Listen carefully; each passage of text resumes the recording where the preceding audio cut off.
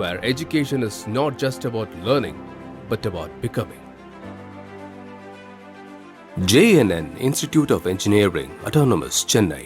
மதுரையில் மாநகராட்சிக்கு உள்ளே அமைந்திருந்தாலும் எந்தவித அடிப்படை வசதிகளும் இன்றி அவல நிலையில் வசிப்பதாக அனுப்பானடி பகுதி மக்கள் வேதனையுடன் குற்றம் சாட்டுகின்றனர்.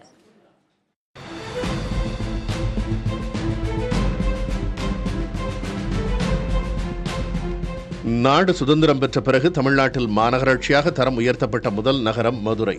100 வார்டுகளை கொண்ட மதுரை மாநகராட்சியில் அமைந்துள்ளது அனுப்பானடி. இது 88வது வார்டாக உள்ளது. இங்குள்ள தாய்நகர், கங்கா நகர், மாருதி நகருக்கு சென்றால் ஒரு மாநகரில் உள்ள பகுதிகளைப் போல இருக்காது. கழிவுநீர் வாய்க்கால் உள்ளிட்ட எந்த வசதியும் இல்லாமல் மிகவும் மோசமான நிலையில் காணப்படுகிறது.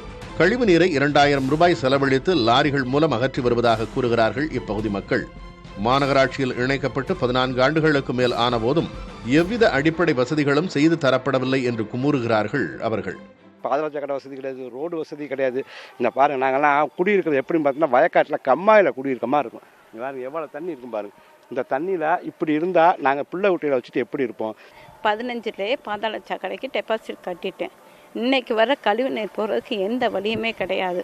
மாநகராட்சியில் நான் நிறைய தடவை போய் நான் சொல்லிட்டேன். எல்லாரும் வாய் பொத்திட்டு இருக்காங்க, நீ மட்டும் என்ன கேட்குறேங்கிறாங்க. 2000 ரூபா இப்போ கேட்குறாங்க. முதல்ல 1200 இருந்துச்சு, நான் வந்த புதுசில் இப்போ 2000 ரூபா கேட்குறாங்க. எந்த அடிப்படை வசதியுமே இல்லை.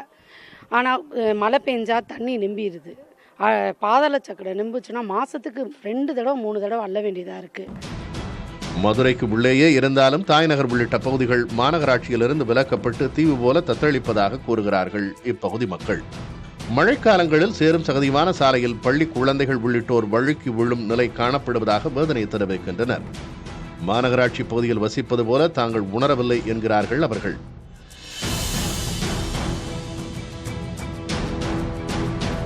இதுகுறித்து மாநகராட்சி அதிகாரிகளிடம் கேட்டபோது போதிய நிதி இல்லாததால் தாய்நகரில் பாதாள சாக்கடை அமைக்க முடியவில்லை என்றும் பிற வசதிகளை ஓரிரு மாதங்களில் செய்து தர நடவடிக்கை எடுக்கப்படும் என்றும் பதில் கிடைத்தது.